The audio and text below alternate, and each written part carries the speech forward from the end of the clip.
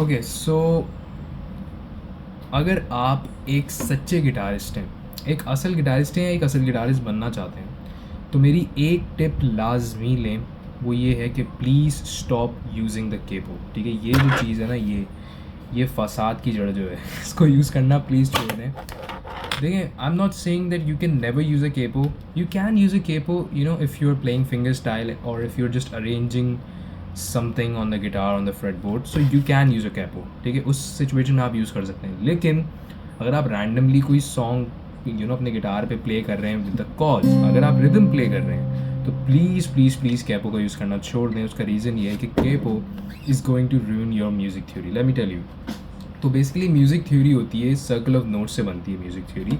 और हमारे पास total 12 notes होते हैं, that are C, C sharp, D sharp, E, F sharp, G sharp, A sharp and B.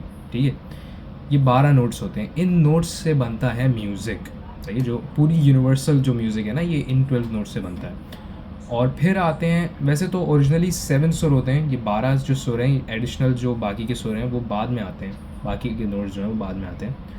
और हमारे एक क्लासिकल म्यूज़िक के अंदर कहते हैं सारे गामा पादा नीसा।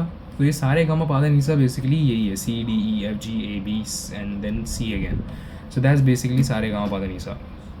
अब अगर आप ये सारे गामा पादा नीसा जो है, अगर ये नहीं सीखना चाहते तो फिर तो भाई आप इस चीज़ का यूज़ कर लें। ठीक है, अगर आप नहीं सीखना चाहते, रियल म्यूज़िक अगर आप नहीं सीखना चाहते, फिर तो ये जो चीज़ है ना, ये आपके बहुत काम आएगी। लेकिन अगर आप एक सच्चे गिटारिस्ट बनना चाहते हैं और आप रियल म्यूज़िक सीखना चाहते हैं, तो प्लीज़ उस चीज़ को यूज़ करना छोड़ दें केपो को।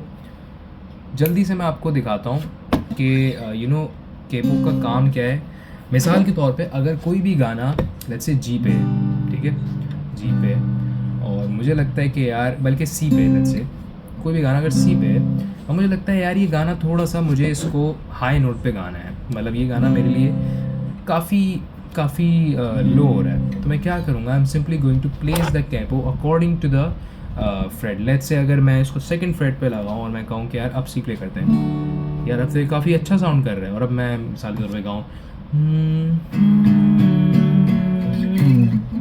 छूने से तेरे हाँ तेरे हाँ तेरे फीकी रुतों को। सो यू सी बेसिकली हो क्या रहा है कि capo is adjusting the scale.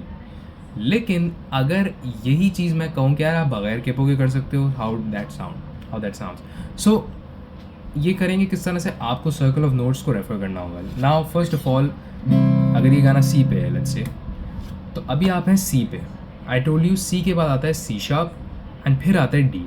That means you need to move 2 notes further, C sharp and then D. ठीक है, तो सी अगर ये रहा, ठीक है, ये आपका सी, तो फिर ये होगा सी शार्प और फिर ये होगा डी। ठीक है, और अब आपने क्या करना है, आपने सिंपली सी मेजर की कॉर्ड फैमिली देखनी है। जो सी मेजर की कॉर्ड फैमिली है वो इस तरह से होती है, C, A minor, F and G. ठीक है, ये F and G, this is the chord family of C major. अब इसके अंदर आपने, क्योंकि आप सी के अंदर 2 नोट्स आगे गए थे, तो इसी तरह से अब आप डी मेजर जब प्ले करेंगे तो अब आप डी मेजर के अंदर 2 नोट्स आगे जाएंगे। फॉर एग्जाम्पल, डी जो है, सबसे पहला सी को हमने रिप्लेस कर दिया डी से, तो हम ए माइनर को रिप्लेस कर देंगे 2 नोट्स आगे बढ़ा के 1 2 बी माइनर से। ठीक है, और फिर हमारे पास था एफ, जिसको हम 2 नोट्स आगे बढ़ाएंगे 1 2 जी से रिप्लेस कर देंगे, और जो हमारा जी था उसको हम 2 नोट्स आगे बढ़ा के 1 2 ए से रिप्लेस कर देंगे। तो अब पूरी नई कॉर्ड प्रोग्रेशन क्या बन गई, डी, बी माइनर, जी, ए। लिटरली ये पूरा सर्कल ऑफ नोट्स इसी तरह से चलता है।